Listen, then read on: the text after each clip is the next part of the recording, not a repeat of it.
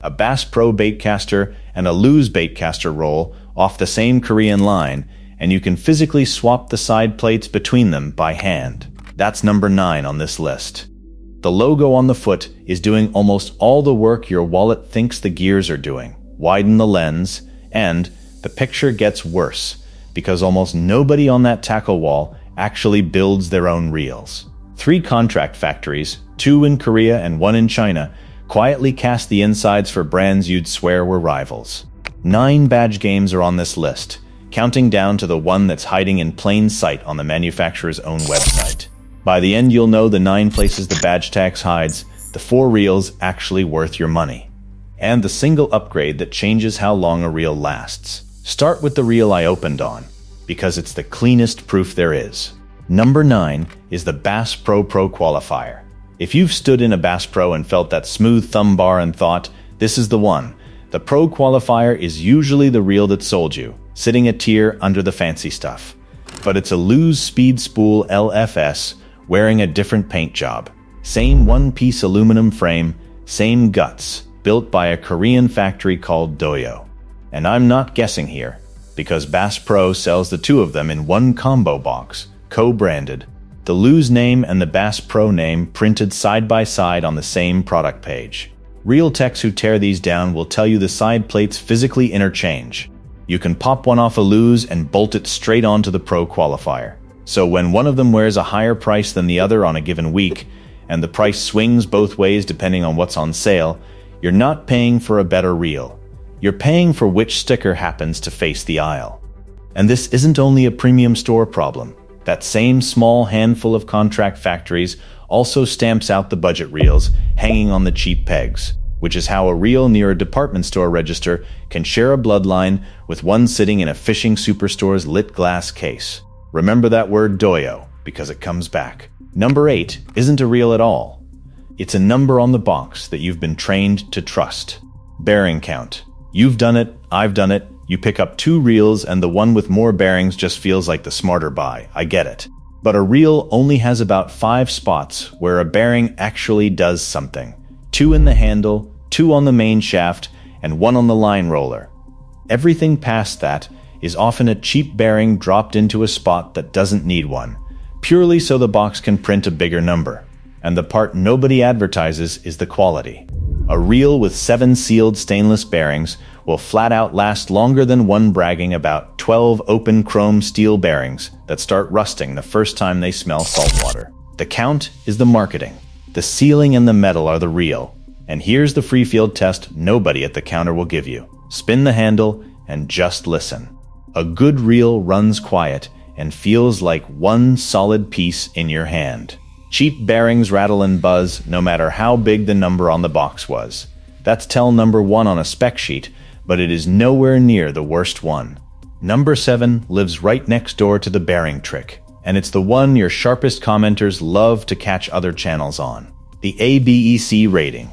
You'll see a reel bragging a BEC 7, a BEC 9, like it's a horsepower figure on a muscle car. But a BEC is a tolerance standard borrowed from industrial machinery that spins thousands of times every second. A fishing spool never spins fast enough for that number to mean a single thing. The rating describes how precisely the bearing was machined in a factory, not how good it is, and not how far your cast will go. So a reel sold on its BEC number is selling you a measurement that engineers literally do not apply to fishing. It's real science, aimed at the wrong machine, and printed on a box to sound impressive. And yes, I know that one is going to start an argument in the comments. Good, screenshot it and check it yourself. Number 6 is where the expensive reels get caught, and not the cheap ones for a change. The drag washers. The drag is the part that actually fights the fish. The little stack of washers that lets lines slip out before it snaps your knot. A reel tech doing teardowns pulled apart a Shimano Stratic CI4 Plus, a reel that sells well north of $200, and he found drag washers he called very ordinary for that price bracket. Cheap felt, the kind that compresses, glazes over, and turns jerky inside of a year. Carbon fiber washers, the good stuff, cost a few dollars per reel and roughly double the drag a stack can even hold. So a premium reel can charge you flagship money and still hand you the same soft washers hiding inside a budget one. You're frequently one $3 part away from the smoothness you thought the badge already bought you. And the real companies are counting on you. Counting on you to judge that drag by the price tag instead of ever popping the side plate to see the cheap washer hiding under it. And pause right here, because a pattern is forming, and we're only 4 deep. One Korean factory wearing 3 different badges. One number on the box that means nothing. One standard borrowed from the wrong industry. One cheap part buried inside expensive reels. 4 items in, and not one of them was about a reel being better. Every single one was about a reel looking more expensive than it actually is. And it gets more brazen from here. Number 5 is the same trick wearing a nicer suit. The Bass Pro Johnny Morris Platinum. This is the upmarket Bass Pro baitcaster. The one in the lit glass case that feels like a genuine step up when you palm it. But anglers who have owned both will tell you the Platinum, sitting around $200, is again a Lews underneath, and you can buy the matching Lews for closer to $150. That's the same Doyo lineage we flagged back at number 9. So that's a $50 gap for the privilege of a different nameplate on a reel that shares its bones with its cheaper twin. Paying up sometimes buys you a reel upgrade, but here it is, mostly buying you the color of the box and the lighting it sits under. Number 4 is the one that quietly decides whether your reel survives its 5th season. The gears. Every reel feels buttery in the shop, and that is the single easiest thing in the world to fake for the first month of ownership. The real question is what the main gear is cut from. Cheap reels run zinc, which is basically pot metal, light and fine right up until it wears soft, and that buttery feel turns to a grinding you can feel in your palm. Step up the ladder and you get machine brass, or cold-forged aluminum that holds its teeth for years of hard use. Even Shimano admits in its own materials that its older die-cast gears were less durable under heavy load. But the spec sheet almost never says zinc out loud. It'll say precision gearing, it'll say ultra smooth, and it will happily let you assume the best. Smoothness on day 1 tells you nothing. The metal underneath tells you everything. And zinc gears are not in there by accident. They let a reel hit an aggressive price while still feeling premium under the lights, which is basically the whole con compressed into one part. Number 3 is the one that'll sting the old-timers, and it is fresh. It broke right at the start of this year. The Daiwa Certate. For decades, the Certate was the holy grail spinner, a reel you bought partly because it was built in Japan. And to a lot of people, that genuinely mattered. But a respected reviewer confirmed in January of 2026 that the new Certate HD had moved its production to China for the first time. Same premium name, same premium price, a different country, done quietly. Now, made in China does not automatically mean worse, and plenty of brilliant reels are built there every day. But when a company shifts a flagship onto a cheaper line and does not shift the price down to match, that gap goes straight into somebody's pocket, and it is not going into yours. Heritage is the easiest badge there is to charge for, because you can never see it inside the box. Number 2 isn't a reel either. It's the org chart. And it is the part that turns mild annoyance into something a little colder. You think you're choosing between rival brands on that wall. But one single company, Pure Fishing, owns Penn, Abu Garcia, Berkeley, Pflueger, and Mitchell, and a private equity firm bought that entire portfolio for around $1.3 billion back in 2019. Another group, Rather Outdoors, owns Lews, Quantum, and the Zebco brands. So the rival reels you're standing there agonizing between very often answer to the exact same boardroom. Only Shimano and Daiwa truly build their own reels start to finish. Everybody else is a brand sitting on top of a small handful of factories and 2 or 3 owners. The choice on that wall is mostly an illusion of choice, dressed up in different colors. Number 1 is the one hiding in the brightest possible light, and it is the receipt for everything I just said. You would assume a factory that builds reels for the big names would keep that arrangement quiet. But one Chinese manufacturer, Haibo, lists its own clients right there on its own website. In their own words, they have been the long-time supplier for Penn, Quantum, Zebco, Abu Garcia, Shakespeare, and Finnor, among others. That is not a rumor I dug out of a forum thread at midnight. That is the factory itself, proudly naming the badges it fills. Read that list one more time. Half of those brands are the same ones from number 2. The ones you were taught to see as competitors. All rolling out of doors that one single supplier is proud to put on its homepage. The tackle wall isn't a market. It's a hallway with a few doors at the very end of it. And the point here was never to scare you off fishing tackle. It's the exact opposite. Once you can actually see the badge tax, you stop paying it by accident and you start spending right where the money truly goes. And this same badge game runs way past the tackle wall onto the boat itself and its electronics, which is exactly why I started keeping the bilge files. So here are the 4 reels I would put my own money on, what each one gives up to hit its price, and the one upgrade worth paying for no matter what you walk out with.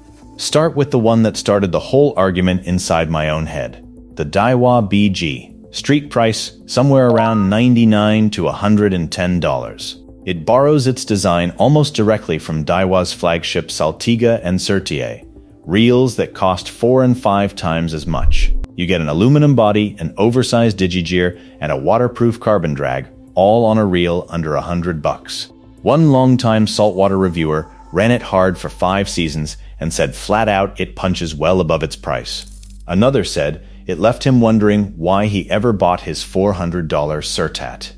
Now for the honest knock, the gears are zinc, not brass, and the standard BG is not a fully sealed body.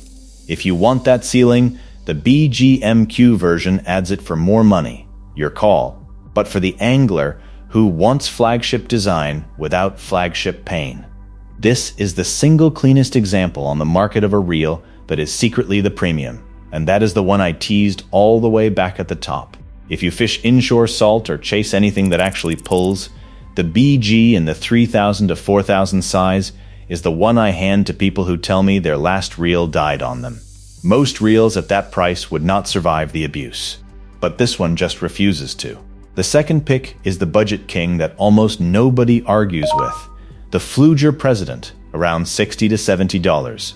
It's been the default smart answer for finesse and light fishing for well over a decade now, with a sealed drag, a stainless bearing system, and a weight that just disappears in your hand on a long day. It is a graphite body though, not aluminum, so it is not the reel for hauling big inshore fish on a lockdown drag, and that felt drag is the exact part we trashed back at number 6. But here is the move. Drop a few dollars on carbon washers, and you have personally fixed the one weak spot on an already excellent reel. For trout, panfish, light bass, and anybody just learning the craft, I personally think it is the most reel you can possibly buy for the money. Spend more than this, and you are buying refinement, not capability. The third pick is for the salt, where this entire game suddenly gets serious. The Penn Battle 4, and its tougher sibling the Spinfisher 7. You get a full metal body, a sealed HT100 carbon drag, brass main gears in the bigger sizes, and on the Spinfisher, a genuinely sealed spool that keeps salt and grit out of the one part that matters most. Honestly, that sealing is the whole difference between a reel that lasts a decade and one that grinds itself to death in 2 seasons. The honest trade is that these reels are heavy, and you will feel every ounce of it on an all-day casting trip. Light and tough just do not come cheap together. But if you fish saltwater, this is the tier where spending up stops being a tax and starts being insurance. Corrosion does not care even slightly how much you spent. It only cares whether the salt could find a way inside, and on these two, it mostly cannot. And that points straight at the single upgrade I would pay for over any bearing count or paint job on Earth. The fourth pick is for the baitcaster crowd, the Shimano SLX and the SLX DC if you want the smart cast control. It shares the Hagani metal body and the core gearing with the Corrado. The reel a full tier above it on the shelf. The Corrado mostly adds a lighter material and a bit more polish on top. The bones are the same casting. The SLX DC lands near 190 against a Corrado DC closer to 250, for casting tech that is almost identical between them. The knock is that the SLX runs a touch heavier and a touch less refined than its pricier cousin. And the DC version costs more for that anti-backlash brain inside it. But as the reel that quietly hands you Corrado engineering at a beginner's price, It is the baitcast version of everything we have been saying for 15 minutes. For a first serious baitcaster, honestly, it's fine to stop your search right here and never once feel like you settled for less. And now the upgrade. The one single thing worth paying for no matter which badge you end up choosing. It is sealing. A sealed drag and a sealed body. Ask any reel tech alive what actually kills reels, and they will all tell you the very same thing. Salt and sand working their way inside. Once they are in there, the clock starts ticking. A reel with a properly sealed drag and body will outlive 3 reels that bragged about bearing counts and a BEC numbers, and bought you absolutely nothing real. And if you only ever fish fresh water, the cheaper version of this same upgrade is simply swapping those felt drag washers out for carbon. That is it. That is the spec that actually buys you years instead of buying you a logo. Everything else printed on that box is negotiable. But sealing is the one-line item that quietly decides how many seasons you actually get out of it. So here is what to carry with you into the tackle aisle. That price tag is mostly telling you which badge faces the front of the store. It is not telling you what's living inside the reel. Flip it over in your head and ask 3 quick things. What is the main gear cut from? Is the drag and the body actually sealed? And are the bearings sealed and stainless instead of just plentiful? Answer those 3 and the logo simply stops mattering, because now you can read the reel instead of reading the sticker. You do not need the most expensive reel hanging on that wall. You need the one that spent its money on the parts that actually touch the fish. So spend like a man who can see straight through the side plate, because as of right now, you can. And one honest note. Nobody sponsors this channel, no dealers, that's the whole point. I once tossed a working fish finder because a counter guy told me to. The Marine Electronics Survival Guide in the bilge files shows which brands force that, and how transducers cross over. $20 once, against a few $100 mistake. The code's on screen, links below. And if this changed how you'll look at that wall, the same exact scam runs on the electronics, where a stack of fish finder brands run the identical sonar chip behind totally different screens. And YouTube thinks you'll like one of the 2 videos on your screen right now, so go click one. And if you made it all the way to the end of this one, you already know exactly how this works by now. Subscribe,